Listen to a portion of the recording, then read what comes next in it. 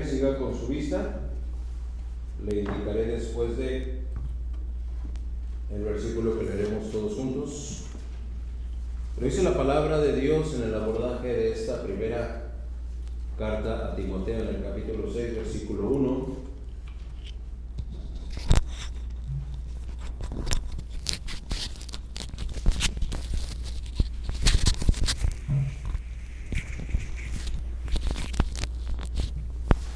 Dice la palabra de Dios así: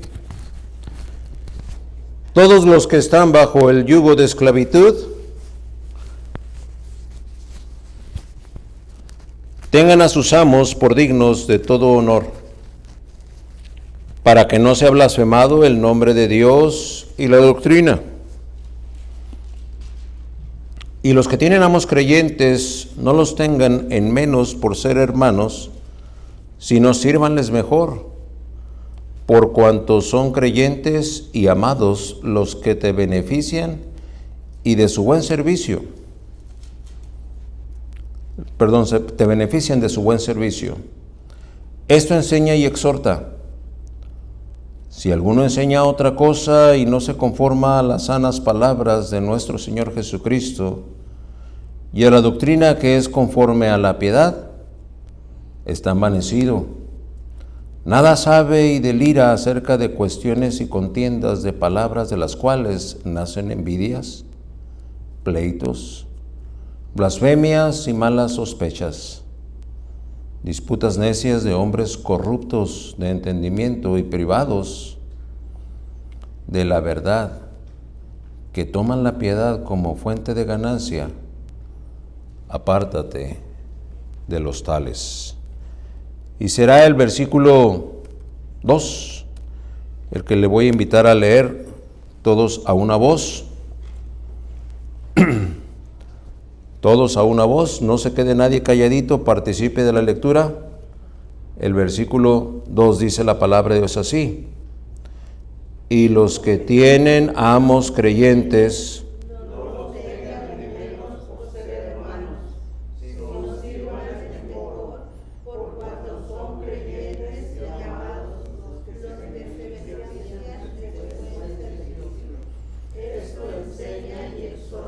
amén. Iban bien ahí al final, en la última curva se me descarrilaron 2 o 3. Vamos a intentar a repetir la lectura, todos a una voz. Dice la palabra de Dios: y los que tienen amos creyentes,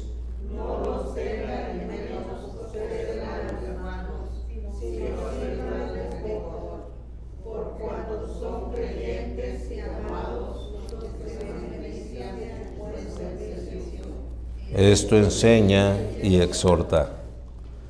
Amén. Dios bendiga la lectura de su palabra. Mucho mejor, ya se corrigió esa curva que descarriló a algunos, ¿verdad?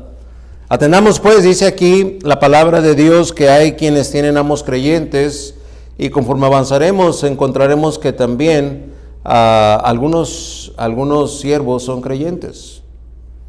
Así es que tenemos creyentes en ambos lados de la moneda, tanto entre los que sirven como entre los que son servidos. Y la recomendación que Pablo hace a Timoteo respecto de lo que ha de enseñar a los hermanos en Éfeso es precisamente a que si alguno tiene un amo que sea creyente, habrá de servirle mejor que si su amo fuese inconverso. Y la realidad que aquel siervo ha de recibir cuando sirva bien a un amo creyente es que al beneficiar a aquel creyente de su servicio, el creyente será movido por Dios a compensar, no solamente con mejores condiciones de trabajo, sino inclusive con mejor remuneración. Y usted dice: hermano, ¿pero dónde dice eso? Espérese, vamos a irlo viendo poco a poco, ¿ok? Y termina el versículo diciendo: esto enseña y exhorta. Y como decía en el editorial, estos son 2 imperativos. No, Pablo, no te lo recomiendo, no te digo que sería bueno, ni siquiera te lo presento como un consejo. Mira, Pablo, toma este consejo que te voy a dar. No, es una orden. Esto enseña y exhorta. No debería sorprender a ninguno ver y saber que la revelación divina no deja de ser integral, no deja de ser total en su configuración y contenido. Lo que Dios de su sublime gracia va a develar hoy a los suyos, es decir, a ustedes y al que habla, y a los que puedan estar oyendo en las redes sociales o medios de retransmisión de este mensaje, es precisamente que en la actividad económicamente activa, en la que cada cristiano ejerce una función, un servicio, un oficio o una profesión, tiene alcances testimoniales acerca de los cuales Timoteo habrá de enseñar a los congregantes en Éfeso. El enseñar y exhortar a la congregación para Timoteo se va a convertir en una asignatura que va a traer un testimonio notable de los cristianos en la sociedad de Éfeso. Y podríamos decir, ¿eso qué importa mientras esté yo bien con Dios? No, es que estar bien con Dios es precisamente tener un buen testimonio. Que el nombre de Dios no sea blasfemado por causa de mis déficits, por causa de mis hierros, por causa de mi falta de sensibilidad, por causa de mi falta de consideración. Usted y yo alguna vez hemos oído ese dicho popular, ¿verdad? Que no deja de ser cierto. Según el sapo es la pedrada. Y hay mucho comerciante que opera así su comercio. El mismo artículo que a una persona le puede vender en 15 o 20 dólares, el mismo artículo a otro se lo da en 40 o en 50. Y yo he sido testigo y algunas veces he sido inclusive víctima, ¿verdad? Una persona que vende cacahuates, nueces y todo este tipo de pistachos y demás, allá en Tijuana. Llegué un día y le dije, a ver, me da unos, pues no sé, no tiene aquí báscula. Dice, no, pero dígame cuánto quiere. Le dije, bueno, dame unos 50 pesos de nueces. Y agarró y echó en una bolsa 2 puños. Ahí están 50 pesos. Y bueno, está bien, 50 pesos. Ya me fui con mis nueces, ¿verdad? Pasaron 2 o 3 semanas y regresé y pues yo ya estaba esperando mis 2 puños, ¿no? Ya llegué y dije, ¿me da 50 pesos de nueces? Y me echó nada más un puño y 3 o 4 más. Le digo, oiga, hace como 2 semanas vine y me dio 2 puños bien servidos. O es que ya subió.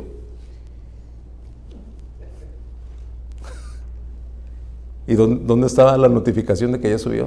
No, es que ya subió. Bueno, pasaron 2 o 3 semanas y yo no quería parar ahí, ¿verdad? ¿Por qué? Pues porque ya sabía que era un poquito deshonesto el comerciante. Pero después volví a parar y le dije, me da 50 pesos de nueces. Y me echó 3 puños. Y le digo, oiga, ¿ya bajó? ¿Qué? ¿La nuez? No, la nuez no ha bajado, no, ya tiene más de 6 meses que no sube ni baja, está muy estable. Oiga, pero hace 3 o 4 semanas me dio menos que porque había subido. Y la primera vez que le compré me dio 2 puños, que porque ese era el precio. Y ahora me da 3 puños por lo mismo. Pues es que, ¿las quiere o no las quiere? Pues esa fue la última vez que le compré, ¿no? Yo me pregunto, si ese comerciante fuera cristiano, ¿cómo estaría impactando a la sociedad? Después me lo encuentro en la iglesia, tal vez, ¿verdad? Y digo, caray, usted es ese comerciante flamante que a veces da mucho y a veces da poco por lo mismo.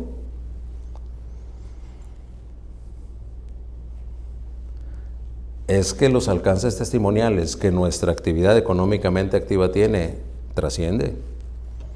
Usted no quiere ser reconocido como un trabajador que, como se usa el término ese muy bien acuñado, ¿verdad?, es deshonesto con el patrón, porque en lugar de trabajar las 8 horas, se la pasa haciendo un esfuerzo para trabajar lo menos que pueda.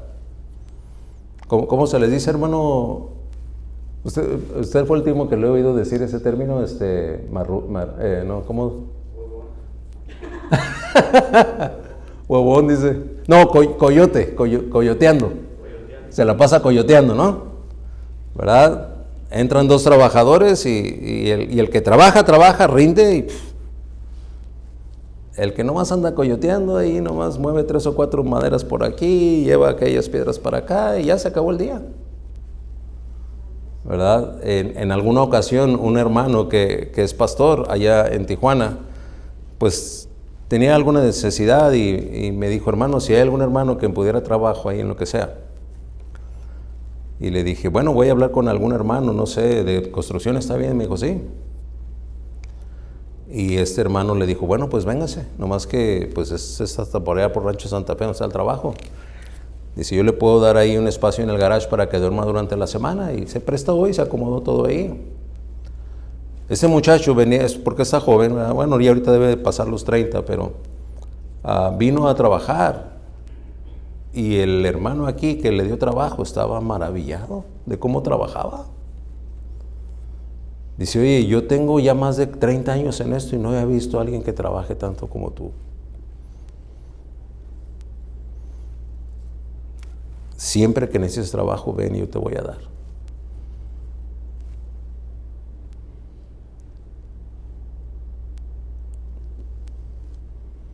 Un impacto testimonial. Y yo no sé si es porque es pastor, pero lo cierto es que dejó muy buena impresión. Yo le pregunto a usted, ¿qué impresión deja usted a dónde va a trabajar? Si el testimonio está de por medio, ser estricto respecto de esta enseñanza es ministerio no negociable para Timoteo. Pablo lo escribe y lo escribe bien. Esto enseña y exhorta. La interacción del creyente en la sociedad de la que es parte, en lo que respecta a ese trabajo, a esa prestación de algún bien, a ese intercambio comercial de mercancías o de servicios en el negocio, no escapan de la ética bíblica. Y en este pasaje lo encontraremos en coincidencia con lo que el contexto social, cultural y económico dicta en los tiempos en los que Pablo escribe. Y es que no estamos cuestionando la cultura del trabajo. Esta persona que conozco tiene un oficio. Y su hijo, que ya está ganando edad, ha sido invitado varias veces a trabajar con él. Y el hijo se rehúsa a ir y participar ayudando a su papá. ¿Sabe cuál es el argumento del hijo? Es que él nunca se va a dedicar a eso que está haciendo el papá.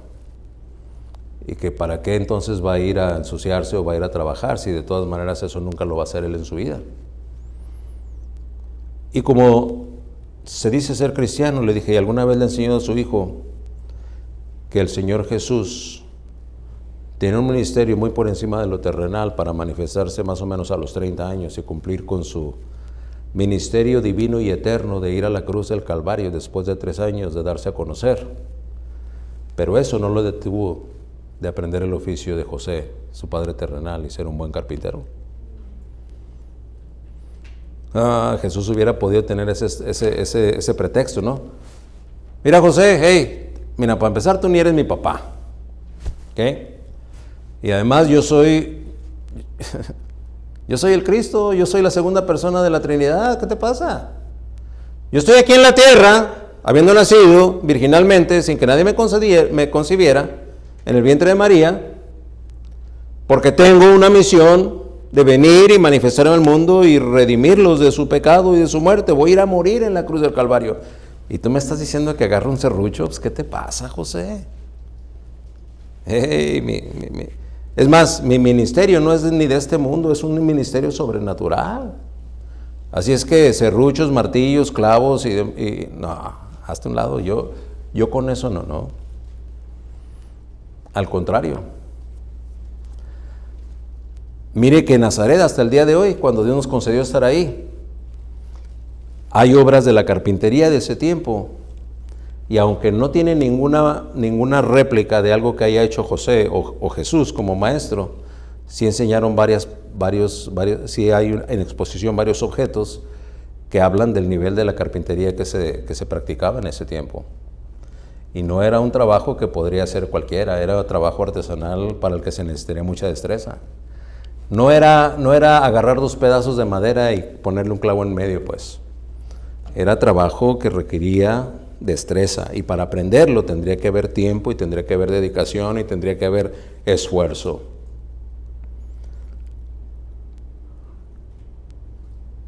Y no es esperarse, pero aparece en la Biblia. Cuando hablamos de los tiempos en los que Pablo escribe, en el contexto de aquel lugar no era una economía de libre mercado. Aquel no era tampoco un sistema que regiera la oferta y la demanda. Era una sociedad estructurada muy similar a lo que el feudalismo fue para Europa entre el siglo IX y el siglo XV. No era feudalismo el de la Biblia, pero digo era muy parecido y lo menciono para poder entender un poquito, porque no hay tanto detalle que podamos consultar respecto de cuál era la configuración. Éfeso era una ciudad en el Asia Menor que había estado bajo el control de los griegos y la influencia de los griegos, y ahora los romanos la dominaban. De manera que no podemos encontrar datos sólidos que nos digan esta era la forma en la que la economía funcionaba. Pero por los actores que aparecen ahí se parece mucho al feudalismo. El feudalismo es un orden social y económico en la Europa del siglo IX y hasta el siglo XV. Una sociedad de castas rigurosamente delineadas, principalmente por tres grupos de gente: los amos, los señores, los nobles, los ricos, los hacendados. Esa era la primera casta. Se les conocía precisamente como feudales. Y un feudal era aquel que siendo teniente de tierras o dominios, las hacía producir a cambio de una paga que solía ser baja y de una cobertura de bienes y de protección para los campesinos, siervos o esclavos que trabajaran en ella. Esos eran los nobles. También aparecía el clero, una figura religiosa que era privilegiada y que tenía muy cercana relación con los amos. Estos se encontraban en monasterios que preparaban a líderes religiosos. Entonces ya tenemos los nobles, el clero y el pueblo, los campesinos o esclavos, aquellos que habrían de trabajar. Pues la sociedad en la que la cultura, la política y la economía son ejes absolutos que lo rigen, deja muy poco o nada de margen a la línea de la verdadera libertad que solamente se puede encontrar en Cristo. Pablo no va a instruir a Timoteo para que éste confronte lo que social y políticamente está establecido. Así es que no. Su enseñanza y exhortación para con el creyente de Éfeso es que sea irreprensible su desempeño laboral, para que el nombre de Cristo no sea vituperado o blasfemado. Dios libre a sublime gracia de ser una iglesia que cuenta en sus filas con congregantes o miembros o gente en general que es deshonesta o carente de ética laboral en el ejercicio de su actividad económicamente activa. Habiendo entendido entonces este contexto, ya nos va a caer un poco mejor el 20, vamos a poder entender un poco mejor cuando el versículo 1 del capítulo 6 de Timoteo dice, de la primera carta a Timoteo, todos los que están bajo el yugo de esclavitud, es decir, todos aquellos que están de estos tres niveles, todos los que están en la clase trabajadora. Podría ser la aplicación directa. Y entendiendo esto, vamos a encontrar que el concepto de esclavitud de aquel tiempo no era necesariamente un concepto peyorativo o de abuso indiscriminado. Aquel amo que habría de ser creyente muy probablemente era un amo al que sería grato servir. ¿Por qué? Porque el amo iba a dar protección, el amo iba a dar buen alimento, iba a dar buen pago, en ese entorno de la hacienda iba a darle seguridad al siervo.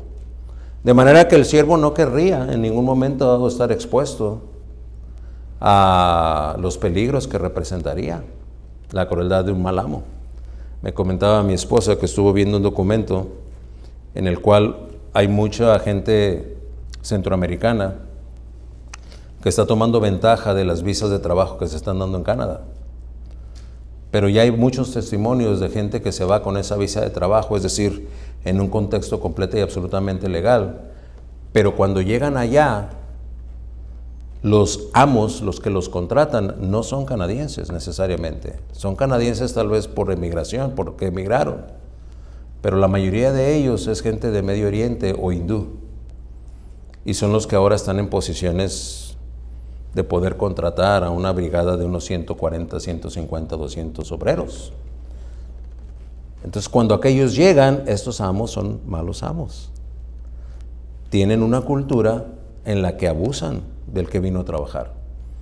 Se lastima uno y no se preocupan por él. Le cargan horas y no les pagan horas extras. Y ya ha empezado a haber una revolución ahí con las leyes del país. ¿Por qué? Porque estos señores están tomando ventaja de aquellos que vinieron a trabajar. Bueno, pues en el contexto bíblico, en el tiempo que está escribiendo Pablo a Timoteo, ser esclavo de un buen siervo era un privilegio. Decir, ¿sabes qué? Yo con mi amo no tengo problema. Llegué a servirle, de acuerdo, ¿se acuerda? Ya hemos estudiado, lo vimos la semana pasada, o 2 semanas, no recuerdo. Como cuando un obrero, cuando un esclavo era comprado, tenía que servir al Señor por 6 años. Y a partir del 7º ya era libre. No, eso lo vimos los miércoles, ya me acordé. Ya, ¿verdad? En las leyes, en las otras leyes, ahí en Éxodo, ya me acordé. Usted lo ha leído, hermana, gloria al Señor. Entonces, ya lo sabe, gloria a Dios. Entonces, durante esos 6 años, el esclavo llegaba y resulta que encontraba a su esposa ahí en esa hacienda. Una mujer bonita, virtuosa, se casaba con ella, tenía hijos. Así es que cumplía 6 años, ya a lo mejor traía un chilpayate ahí de 3 o 4, ¿no? Ahí andaba el huerquillo corriendo. Y el amo le hablaba y le decía, bueno, pues tú ya puedes irte libre. ¿Y a dónde me voy a ir? Diría el esclavo. Si salgo de las paredes de esta hacienda, pues ¿para dónde voy a jalar? Capaz de que salgo con mi esposa todavía muy joven, muy bella, me encuentran algunos maleantes, ¿verdad? ¿Quién sabe qué me llegue a pasar? Y luego me van a volver a agarrar y me van a vender como esclavo en otra parte. No, yo mejor me quedo con este amo. Y entonces el amo decía, bueno, tienes la libertad de quedarte, pero si te quedas, ya te vas a quedar de por vida. Me quedo de por vida. Y entonces le horadaba la oreja, ¿verdad? Pero también podía decir el esclavo, no, ¿sabes qué? No me parece que eres muy justo y creo que podría encontrar una opción en otra parte. La ley del Éxodo dice que decía, bueno, ya cumpliste tus 6 años, te puedes ir. Bueno, pues gracias. A ver, véngase, vámonos. No, pues, espérate. Tú te casaste con esta mujer aquí en mi hacienda. Ni esta mujer ni tus hijos son tuyos. Tú te puedes ir solo como llegaste. Andy, pues. No, pues mejor me quedo. ¿Por qué? Porque esa es la figura de la esclavitud de ese tiempo. Así es que podemos entender mejor ahora cómo esta esclavitud no es la esclavitud occidental, en donde el amo abusivo azotaba a los esclavos para que produjeran, para que sirvieran, para que trabajaran. Entonces lo que está escribiendo Pablo no es tan cruel como parece. Cuando dice, todos los que están bajo el yugo de esclavitud. Si uno no entiende todo este contexto, yo lo primero que me imagino es un hombre lacerado en la espalda, encadenado de pies y manos, ¿verdad? Y a lo mejor quebrando piedras ahí con un martillito. Ese es un esclavo. Y unos cuantos custodios ahí, gritándoles y dándoles latigazos en la espalda. ¡Trabaja! ¡Ándale! ¡Muévete! Es el esclavo. No, este no es el contexto. ¿Ok? Usted dirá, hermano, a mí me pasaba exactamente lo mismo. Sí le creo.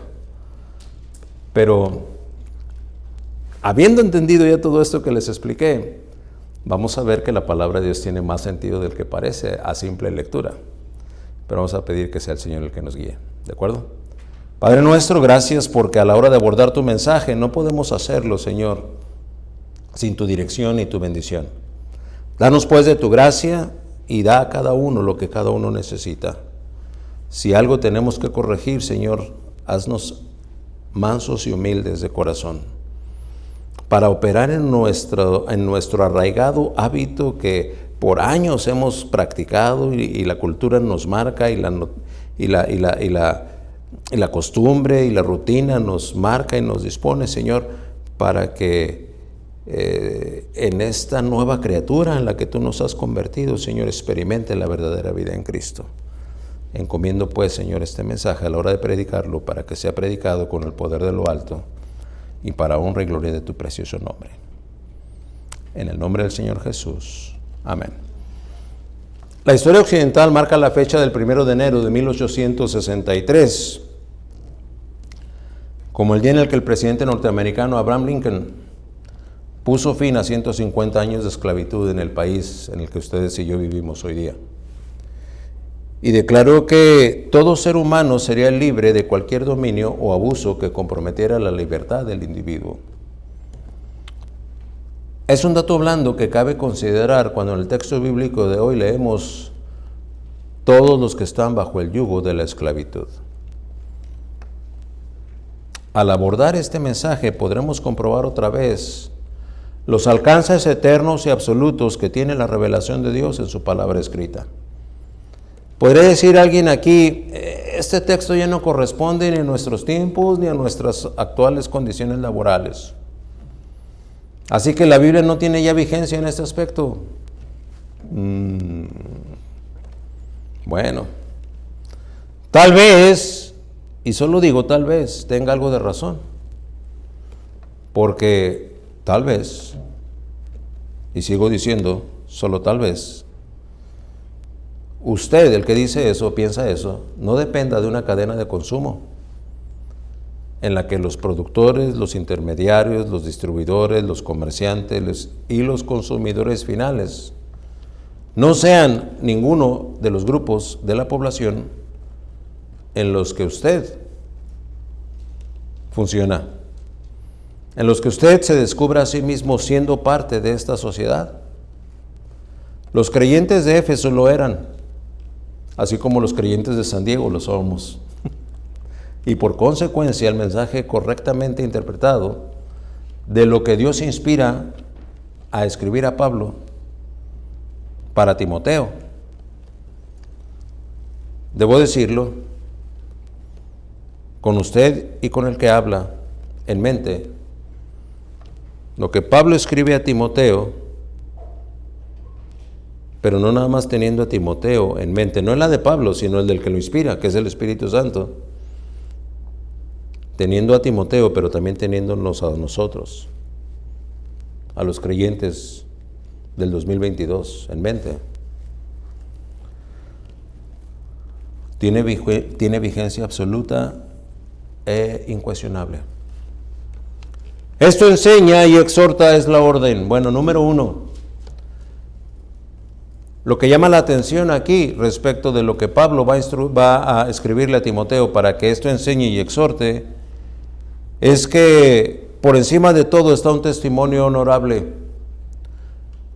La demanda para el verdadero Hijo de Dios, muy por encima de lo que refiere a sus funciones laborales o de servicio, en un contexto de esclavitud, es que no sea blasfemado el nombre de Dios y la doctrina. Lo único que te pido es que funciones en la sociedad prestando tus servicios de manera que el nombre de Dios y la doctrina no sea blasfemado. Me acuerdo trabajando para Hoteles Presidente allá en la Baja California Sur, en donde conocí a mi esposa, por cierto. Yo llegué a sustituir a alguien que fue despedido por deshonesto. Yo no me di cuenta de eso hasta que me contrataron. A mí no me contrataron ahí en la Baja California Sur, me contrataron en Guadalajara. Allá tuve mi entrevista y se llevaron todos mis datos.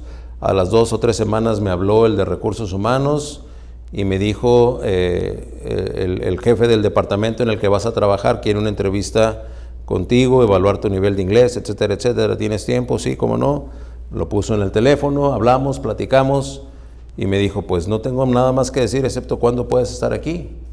Y le dije, bueno, no sé, pero necesito algunos días porque estoy acá en Guadalajara. Y me dice, ¿el martes? No, le digo,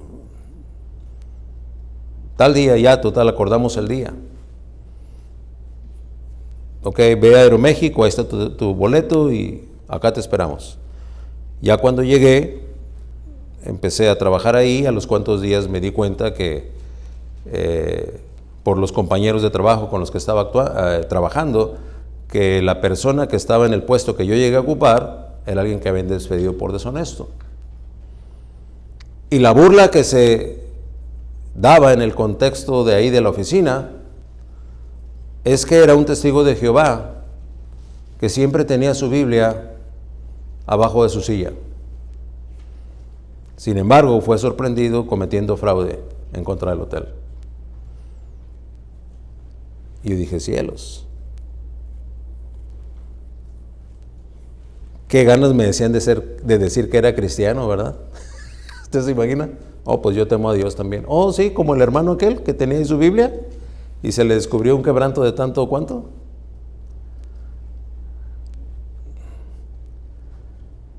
Podemos entonces entender que el principal propósito de este enseña y exhorta es que no quede en entredicho el nombre de Dios y la doctrina. No habremos como verdaderos hijos de Dios dedicar tiempo, recursos y esfuerzo a que desde nuestra tribuna de cristianos, y esto lo digo porque no lo vemos en la palabra de Dios, ¿ok? Deberemos dedicar esfuerzos para que las legislaciones de ningún sistema cambien, y menos si esos intentos o esa noble lucha llega a distraer al siervo de Dios del oficio inherente del verdadero llamamiento. Y le digo esto porque hay movimientos denominacionales en los que, apoyados en su propia prudencia, porque eso no es un ejemplo bíblico, se reúnen y hacen juntas y gastan y levantan votos y hacen proselitismo para que se cambien la ley fulana, la ley sultana, la ley perengana. Y no vemos a ningún personaje bíblico neotestamentario, y menos al maestro intentando influir en los gobiernos de aquellos tiempos a modificar el orden social en el que los esclavos podrían ser maltratados. Bien podría haber llegado Jesús en su ministerio y decir, a ver, que se juntan todos los judíos, y así como se rebelaron contra los egipcios, haber dicho, ¿saben qué? Vamos contra los romanos. Se va a acabar esa ley romana que dice que si eres judío y un romano te pide que lleves la carga 1 milla, tienes que ir 2. No, eso no lo vamos a permitir más, no.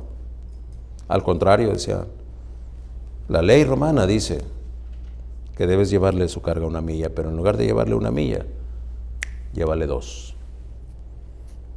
Entonces no hay ni el más mínimo sesgo en donde se inste a un líder, a un obispo, a un pastor, a andar haciendo grillas para que el gobierno cambie y legisle diferente. No vemos eso aquí en este caso. Era un caso más que oportuno para decirle, esto enseña y exhorta a que vayan y hagan un meeting ahí afuera del palacio del Imperio Romano y exija que esto y aquello. No. Lo que importa aquí es que tu interacción como esclavo sea tal que el nombre de Dios no sea blasfemado. De manera que lo que Timoteo ha de enseñar, en lo que Timoteo habrá de exhortar a sus hermanos, es que su desempeño y desarrollo sea tal que nadie cuestione el nombre de Dios. Nadie cuestione tampoco sus enseñanzas. Cuando usted y el que habla piensa en un esclavo, la tendencia, como les decía hace un momento, es concebir a alguien encadenado, sometido con azotes y castigos despiadados. Pero en una sociedad como la de Éfeso, así como una sociedad como la de San Diego, se podrían encontrar esclavos o siervos con un determinado grado de preparación y educación, Es que entre los esclavos o entre los que habrían de servir no se encontraba nada más puros agricultores o puros campesinos, puros peones, no. También había artistas, también había médicos, había zootecnistas. ¿Qué es un zootecnista?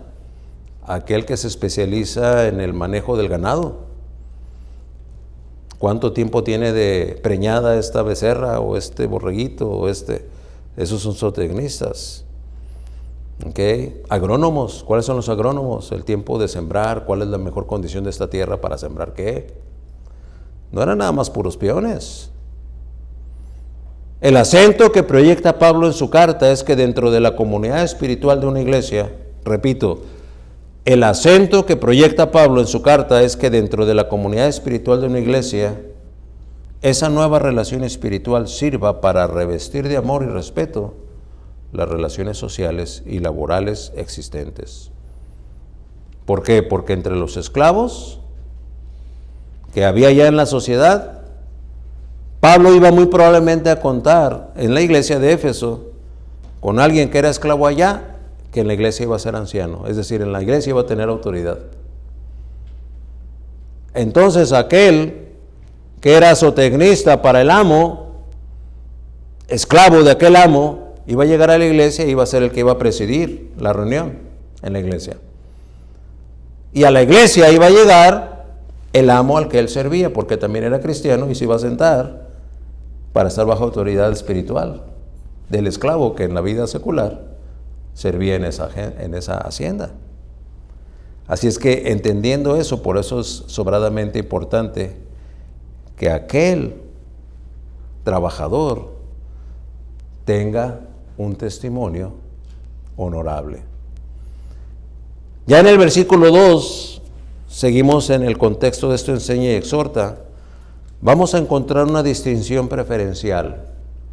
Una distinción preferencial. Los amos o patrones que son creyentes, hermanos o hermanas en la fe, a la hora de ser siervos, que serían esclavos, empleados, de alguien que comparte nuestra fe y por ende comparte nuestra identidad espiritual y es hermano o hermana, dice no le tenga en poco, no le tenga en menos. Mire que no hay nada más complejo que en un momento dado encontrarse con una situación en la que conozco a alguien en la iglesia y me dice, oye, tengo una chambita que llevar a cabo por unas 2 o 3 semanas, ¿me ayudas? Pues vamos. Sale, al cabo eres hermano. Sí, claro que sí. Y empiezan a ir juntos al trabajo. Y no después de 2 o 3 días, aquel empieza a proponer cosas que son deshonestas, que pueden parecer abusivas para con el amo. Y luego voltear y ver y decir, bueno, pues que todos lo hacen. Pues, total, no, el amo ni se va a dar cuenta. Sí, pero se da cuenta Dios. Se da cuenta Dios. Oye, ¿qué te parece si la coyoteamos un rato aquí? Diríamos, ¿el coyote dijimos? Sí, ¿verdad? Coyote, el término ese.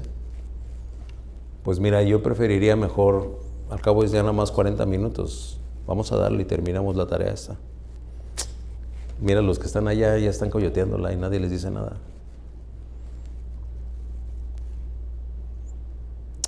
Bueno, pues si los demás también, ándale pues, vamos a coyotear. No.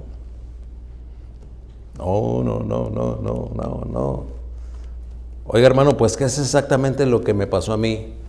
Pues no vuelva a ir a trabajar con ese que se dice cristiano. Y mucho menos acepte ese tipo de propuestas.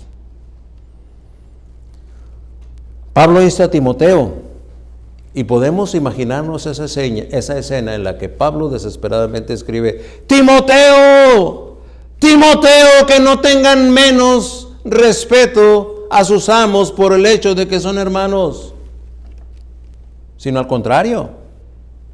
La nueva relación espiritual, producto de la nueva vida en Cristo, ha de ser útil para que, aún en el caso de que en la iglesia estén presidiendo y gobernando sobre sus amos, cuando vayan a su casa a servirles, cuando les sirvan, les muestren siempre la sumisión, la obediencia voluntarias que corresponde a un buen siervo. Cuando el escritor sagrado escribe ahí en el versículo 2, los que se benefician, estamos en 6:2 de 1 Timoteo, y los que tienen amos creyentes no los tengan en menos por ser hermanos, sino sírvanles mejor, por cuanto son creyentes y amados los que se benefician de su buen servicio. Hay que hacerlo mejor. Hay que hacerlo más detenidamente. Aquellos que se benefician, si verdaderamente son cristianos que temen a Dios, de aquella distinción preferencial, de aquel buen servicio, es que se podrá apreciar la línea de excelencia. No el servicio, el que se cumple únicamente por cumplir, ¿no? Pues me contrató para esto, ¿no? Pues ya quedó eso. Sí, pero no sería bueno que también hubiera limpiado aquí. No, eso ya no, no, yo no soy limpiador, yo nomás soy constructor. Sí, pero su trabajo está bueno, nomás que le voy a cobrar otras 2 horas.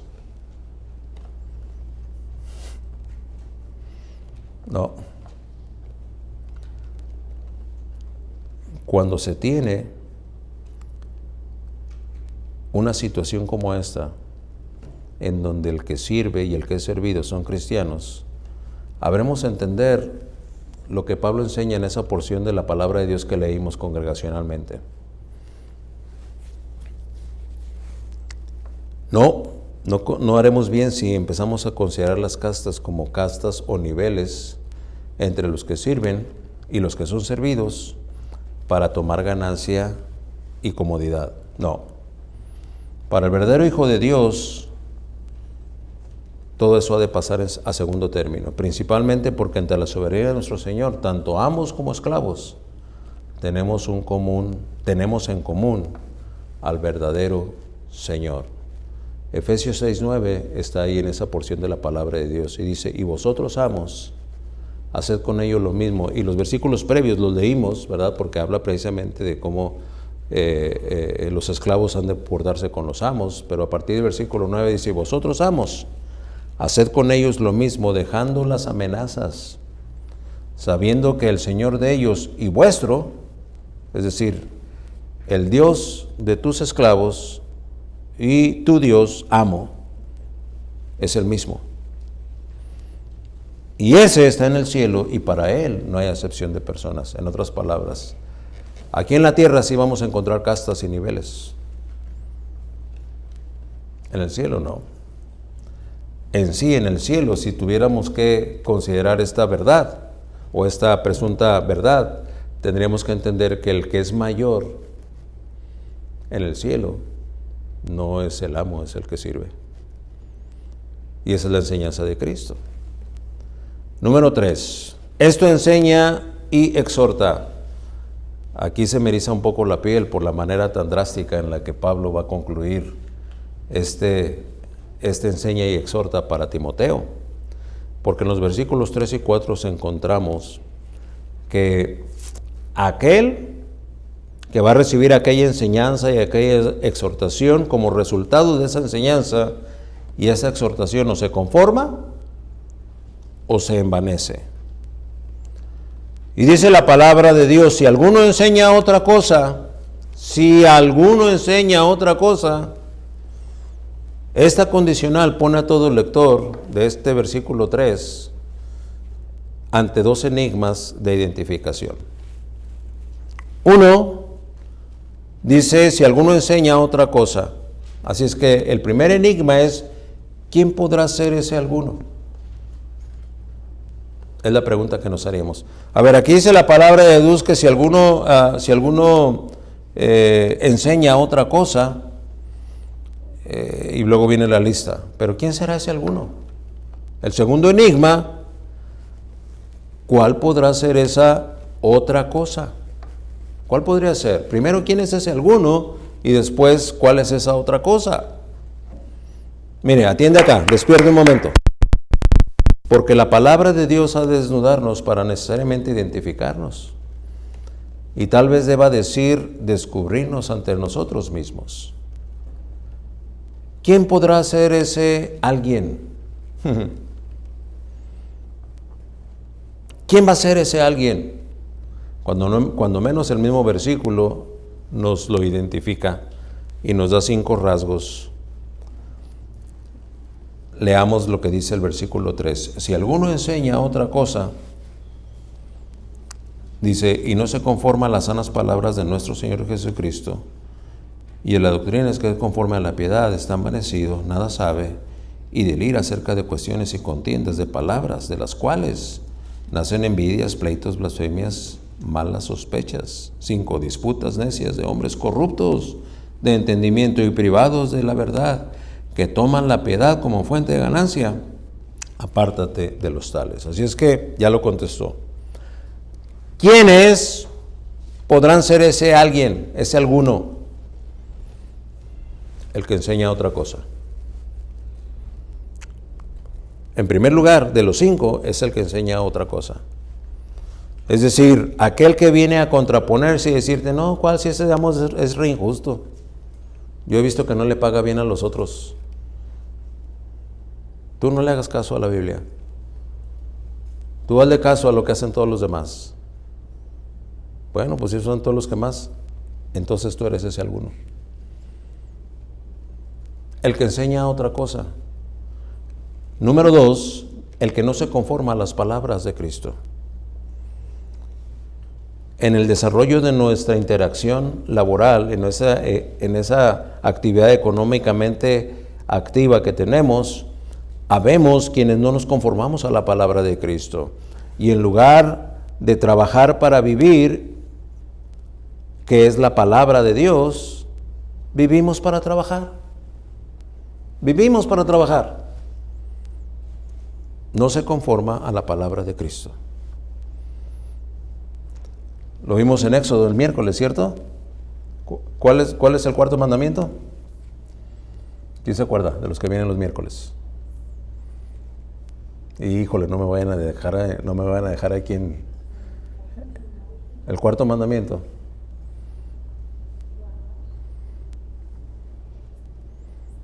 Acuérdate del día de reposo para santificarlo.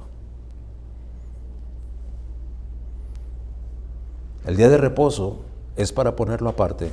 ¿Para qué? ¿Para estarme rascando las costillas? No. Para Dios. ¡Para Dios! Esa es palabra de Dios.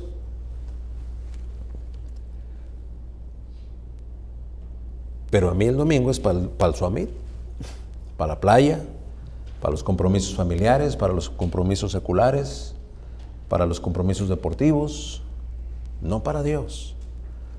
Estás enseñando otra cosa, estás aprendiendo otra cosa, no te estás conformando a la palabra de Cristo. Y por consecuencia, número 3, no se conforma a la piedad. No se conforma a la piedad, es decir, no estás hecho a la forma en la que Dios dispone con sus preceptos forjar y transformar al creyente. No se conforma a la piedad. ¿Quién es ese alguno? El que no se conforma a la piedad. Sí, hermano, usted dirá lo que usted diga, pero yo digo lo que yo digo. Entonces, consejo, hasta aquí, mire, nomás hasta aquí. De aquí para acá, déjeme en paz porque yo sé mejor que Dios y no se diga mejor que usted.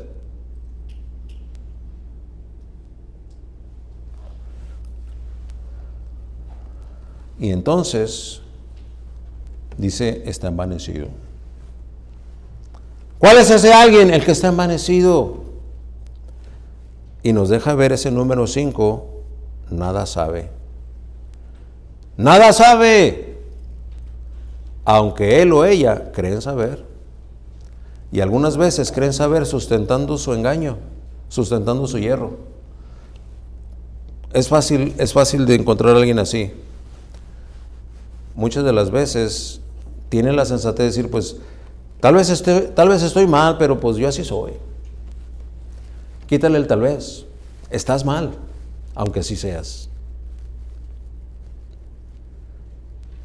Estás mal. Pues tal vez, no, quítale el tal vez, ese es el problema. Tu orgullo no te deja aceptar que estás mal. Estás mal. ¿Y quién es usted para decirme? Yo no soy nadie, nada más voltea a verte cómo está tu vida. ¿Cómo está tu función? Como esposa, como esposo, como padre, como hijo, como madre. ¿Cómo está? ¿Cómo ha venido estando últimamente? Si no hubiera sido porque Cristo te rescató, ¿dónde estuvieras? Sin embargo, quieres seguir viviendo con el mismo parámetro y las mismas costumbres que tenías antes de venir al conocimiento de Dios. Entonces, no es que tal vez estás mal, estás mal. No sabes nada, aunque creas que sí. ¿Y cuál podrá ser esa otra cosa? Porque dice el versículo, ¿verdad? Si alguno enseña otra cosa. El primer enigma, ¿quién será ese alguno? Y luego, ¿cuál será esa otra cosa? Sigue describiendo lo número 1, cuestiones y contiendas. Es que no encuentras una solución para cada problema. A cada solución le encuentras un problema.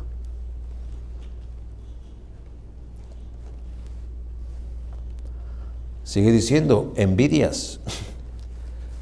Este pecado es un pecado que deriva en conductas réprobas delante de Dios, porque el que envidia no necesariamente envidia lo que él no tiene mientras otro sí lo tiene, sino que envidia que lo que él tiene otro lo tenga. Envidias. Número 3, pleitos. En tu entorno, en tu trabajo, en tu casa, en la manera en la que tratas a tu cónyuge o a tus hijos, es en el contexto de un permanente pleito. Le gritas a tu cónyuge o a tus hijos y alguien te recomienda y dice, oiga, ¿por qué grita? ¡No! Ah, caray. Es lo primero que se oye. Mira, no te necesitas gritar. ¿Quién te está gritando?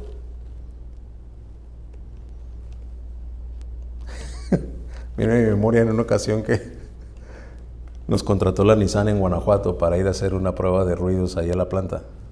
Y compramos una dotación de decibelímetros, ¿verdad?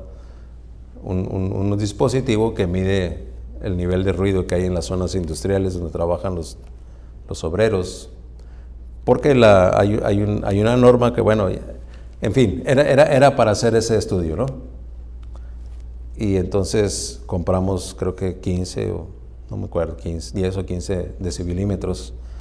Y ya nos dieron el esquema de toda la planta con el plano, y identificada cada zona de trabajo, operarios y demás que había ahí.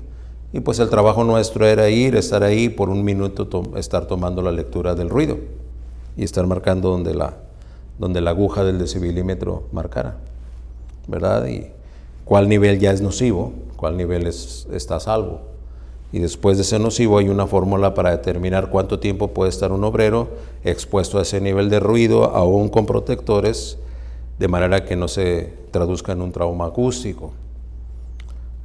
Y esa formulita decía, ok, este obrero puede trabajar en esta área por 3 horas 20 minutos y luego tiene que tomar un descanso de media hora o ir a una zona más callada.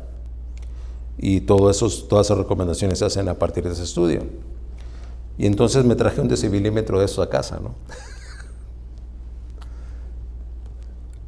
Y de repente lo sacaba sin que se diera cuenta la hermana Linda. Y lo activaba ahí, ¿verdad? Y empezábamos a platicar y llegaba un punto en el que había un desacuerdo. Y la agujita pateaba hasta adelante. Y entonces en alguna ocasión le dije, oye, ¿no tienes por qué levantar la voz? No, te estoy gritando. Entonces saqué el decibelímetro, ¿verdad? Mira. ¿Hasta dónde llegó tu grito? 97 decibeles, eso ya es nocivo. Después de este grito tengo que descansar media hora de oírte para que no me cause un trauma acústico. Se quedó viendo, ¿verdad? Pero es que somos pleitistas. Somos pleitistas. ¿Qué podrá ser esa otra cosa? Pleitos. Y luego dice blasfemias. ¡Wow! Blasfemias. Blasfemar es expresar abiertamente una ofensa a la santidad y al poder de Dios. ¿A mí qué me importa lo que diga tu Biblia? Oye, pero acabamos de ver eso en la clase. ¿A mí qué me importa esa clase? Blasfemia. Oye, pero ayer estábamos meditando en este versículo. ¿A mí qué me importan los versículos? Eso es blasfemia.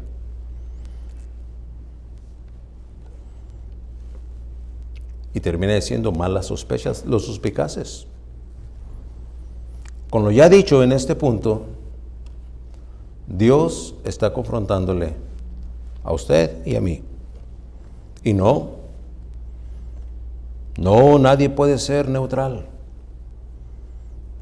Si no se conforma a los preceptos de Dios, quien quiera que usted sea, o quien quiera que usted crea ser, de acuerdo a lo que dice el versículo 4, así empieza el versículo 4, note lo que dice ahí, está envanecido. ¿Y qué tiene que yo esté envanecido? Sí, estoy envanecido, ¿y qué? Gracias. Si está diciendo algo como eso, es una necedad que raya en la locura, porque no sabe lo que quiere decir estar envanecido. Entonces, ¿qué quiere decir estar envanecido? ¿Sí entiende usted lo que la palabra de Dios le está revelando aquí? A ver, pensemos unos segundos. Está envanecido. Medítelo. Todo aquel que no se conforma a los preceptos de Dios,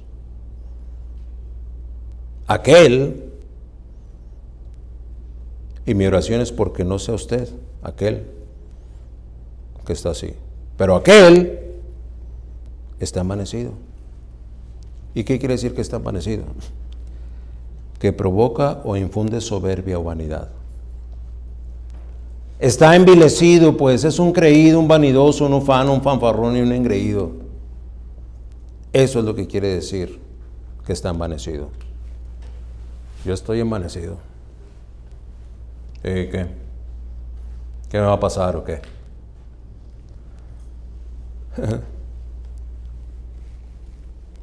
¿Cómo podemos estar tan envanecidos para pensar así? Envilecidos, fanfarrones, engreídos. Dios confronta a cada uno aquí. Empezando con aquí, conmigo. Y a cada uno. A cada uno. ¿No será que está usted envanecido?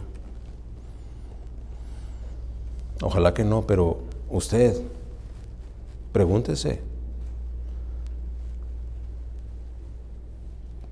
Estaremos en una semana de concilio para venir a tomar la cena del Señor la próxima semana.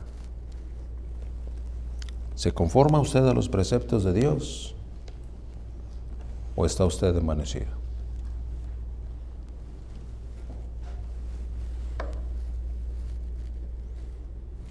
Dios le hable esta semana. Esto enseña y exhorta. Vamos a terminar con el punto número 4. Dice el versículo 5, a renglón seguido, disputas necias de hombres corruptos de entendimiento, privados de la verdad, que toman la piedad como fuente de ganancia, apártate de los tales. Mire que en el poco pero probable caso de que alguien de manera insolente viniera a levantarse y decir, sí, yo estoy envanecido, ¿y qué? ¿Qué con eso? ¿Acaso pretende usted venir a criticarme y a condenarme así como así? No, mis amados. Y si hubiese alguien que está diciendo eso ahí en las plataformas de retransmisión del mensaje, también a ustedes les digo no. No. Lejos sea de mi pretender tal atrocidad. Mire, para empezar, esto no lo digo yo, lo dicta su divina palabra, que así como divina es preciosa, y es verdad. Usted, tal vez sin saberlo, está ante una verdad eterna. Dije tal vez sin saberlo, no dije que tal vez sea una verdad. No, esta es una verdad eterna. Usted está ante ella y tal vez no lo sabe. Y como no lo sabe, a mí me corresponde enseñárselo. Usted está ante una verdad eterna. Tal vez sin saberlo, usted necesita que alguien le muestre de la palabra de Dios que está ante esa verdad y que es una verdad eterna. Entonces, si es eterna, pues no puedo haber sido yo el que la dijo. No, esto no lo dicen los bautistas, ni lo dice de origen la Iglesia Sublime Gracia, o lo dice de origen su pastor. No, es revelación divina.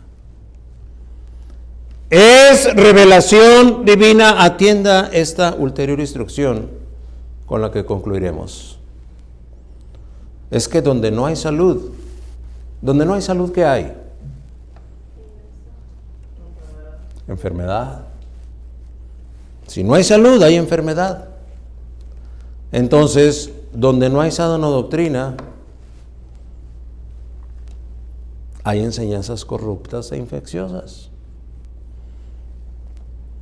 Tales eran los falsos doctores de la ley que Pablo tiene en mente cuando le escribe a Timoteo: esto enseña y exhorta. Es su hijo espiritual, es Timoteo.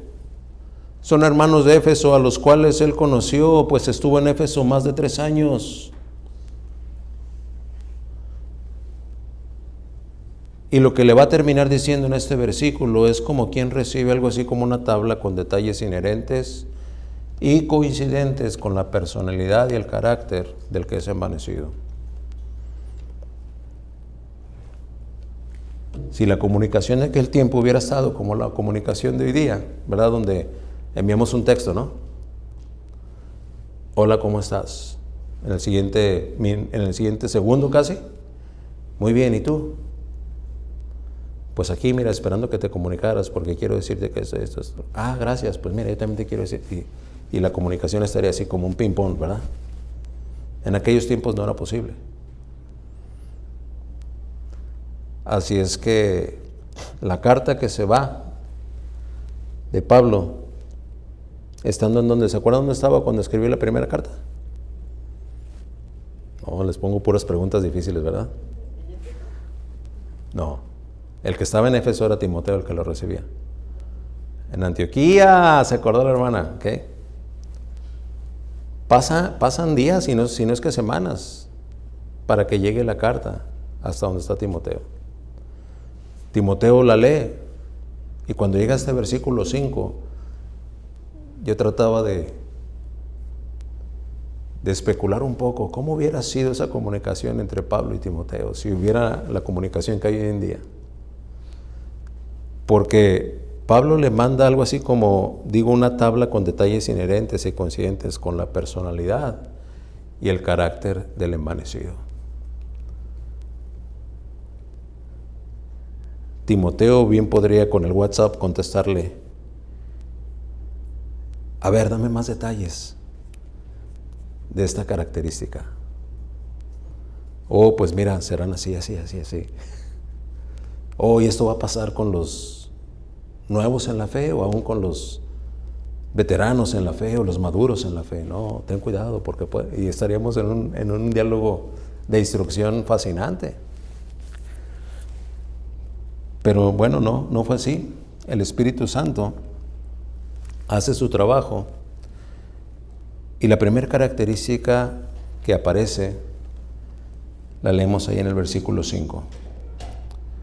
Ya dijo disputas necias y luego dice hombres corruptos de entendimiento. Hombres corruptos de entendimiento. ¿Qué entendemos por corrupción? lo primero que viene a la mente es pudredumbre, ¿no? Algo que está podrido, pues decimos esto ya está en estado de corrupción. Pero también es alguien que en un momento dado se presta a actos deshonestos. La corrupción esa que supuestamente el flamante Andrés Manuel ya lleva 4 años según él contra la corrupción, pero la corrupción se sigue dando por todos lados. Es decir, alguien que se vende. Vio el gráfico del boletín, alguien que acepta un soborno, ¿verdad? Bueno, ¿qué te parece si... Y esto lo tengo que decir, a mí me tocó vivirlo muy de cerca, ¿verdad? Porque el Servicio Militar Nacional, ahí en Ejército Nacional, en la zona de Polanco, me llamó. ¿Usted es el director del Lori Medical? Sí, a sus órdenes. Su registro de salubridad para los auxiliares auditivos que adapta, ¿está vigente? Sí. ¿Tiene gente licenciada y autorizada por la Secretaría de Salud? Sí. ¿Tiene registro de salud? Sí. Bueno, pues tenemos aquí la oportunidad de darle un contrato. Estamos hablando de cerca de 18 millones por año por 6 años, si usted suple los auxiliares auditivos que el gobierno necesite, que el Servicio Militar Nacional necesite. Y yo muy humildemente dije, claro que sí, estoy dispuesto a entrarle. Ok, entonces pase con el facilitador fulano y ahí él le va a dar los detalles. Lo primero que escuché cuando entré detrás de aquella puerta es, ¿sabes qué? Para el jefe va el 20% del contrato. Por debajo del agua. Son 18 millones al año, 6 años. 108 millones en 6 años. Más que el 20% de quedárselo al jefe.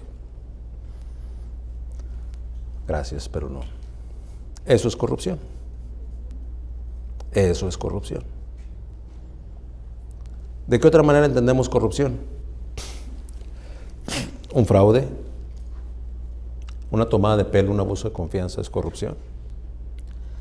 La palabra de Dios nos dice que Pablo le dice a Timoteo, mira, va a haber una característica inherente en todos estos que se envanecen.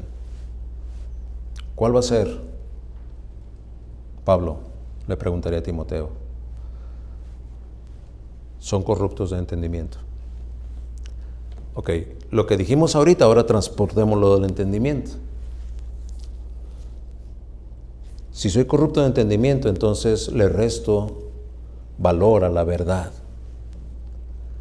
¿Por qué? Porque mi entendimiento, como no me alcanza para entender qué es lo que Dios quiere hacer en mí, simple y sencillamente no le permito obedecerle. ¿Por qué? Porque yo no lo entiendo. ¿Y por qué no lo entiendes? Porque tienes un entendimiento corrupto. Por tu cultura, por lo maleado que estás de la vida, por los reveses que te ha dado, por todo ese cúmulo de cosas que ya son muy tuyas y que te hacen ser demasiado suspicaz y hasta medio cierras los ojitos, ¿verdad? Cuando alguien te dice, oye, ¿y por qué no sacrificas esto para podérselo dar a tu familia o a Dios o a tu devocional? No, ¿qué te pasa? Corruptos de entendimiento. Ese es el envanecido. Después dice, privados de la verdad. ¿Lo puede ver ahí? Privados de la verdad. ¿De cuál verdad? De la verdad eterna. De la verdad de que la aritmética de Dios no es como la aritmética de Pitágoras. Esa es una verdad eterna. No, yo no creo, ¿sí? Exactamente. Estás privado de la verdad. De la verdad eterna. De la verdad en la que dices tú que tú las puedes todas, pues. Cuando la verdad te dice que cuando eres débil, entonces eres fuerte. Estás privado de la verdad, no puedes entender eso. Así es que yo no voy a estar débil. ¿Débil yo? ¿Qué te pasa? Pues ni que no estuviera entero. Mírame lo fuerte que estoy. Hagan su lado, ahí les voy. Privado de la verdad. Bueno, no los voy a distraer. Vino ahorita como un disparo hacia mi memoria un versículo que leímos en Efesios 6. La potencia de Cristo en mí. Es que en lugar de que obre la potencia de Cristo en mí, como estoy privado de la verdad, es mi potencia la que cuenta. Esa verdad, esa es la mejor para el pastor, pero para mí no. Y luego, el tercer distintivo en el carácter del amanecido es que es deshonesto con la piedad. Estoy en el versículo 5. Hombres corruptos de entendimiento, privados de la verdad, y lo dice que toman la piedad como fuente de ganancia. Esos son deshonestos con la piedad.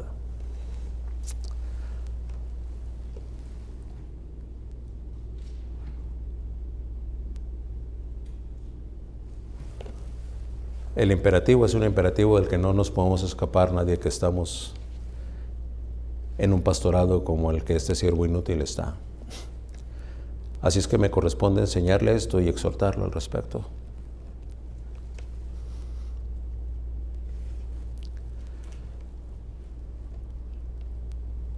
Si Dios le ha confrontado y usted ve en usted, no importa lo que yo vea, importa lo que Dios le revele a usted de usted mismo. Usted tiene un carácter envanecido, debe arreglar cuentas con Dios. Hacerlo manso y humilde, ¿para qué? Para que en lugar de tener un carácter envanecido, sea noble y se apegue a los preceptos de Dios.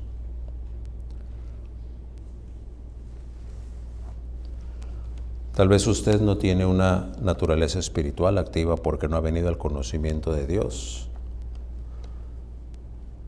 Y el que usted esté amanecido es producto de que no hay espiritualidad en usted, básicamente porque no ha sido salvo.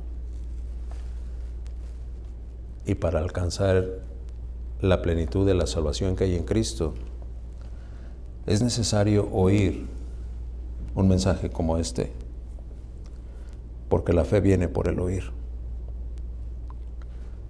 Y es la fe, la virtud, que al ejercerla nos lleva a creer que Cristo puede salvarnos. Es la convicción de pecado que el Espíritu Santo pone en aquel que oye, para que aquel entienda que esa convicción de pecado le revela la necesidad de arrepentirse. Y habiendo creído y habiéndose arrepentido, puede nacer entonces espiritualmente y ser salvo. Si usted no ha sido salvo, entonces crea y arrepiéntase. Si usted como hijo de Dios, Dios le ha descubierto envanecido por todo lo que el mensaje nos ha enseñado, vuélvase atrás, confiese pecado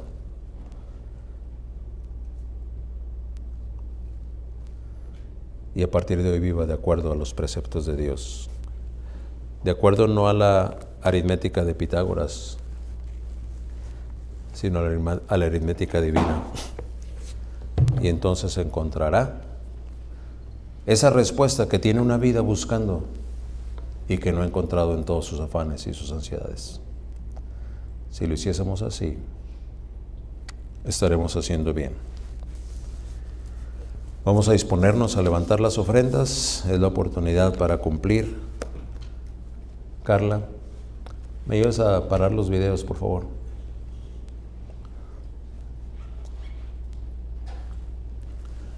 Voy a pedirle a Carlos que pase al frente. Gracias, Carla.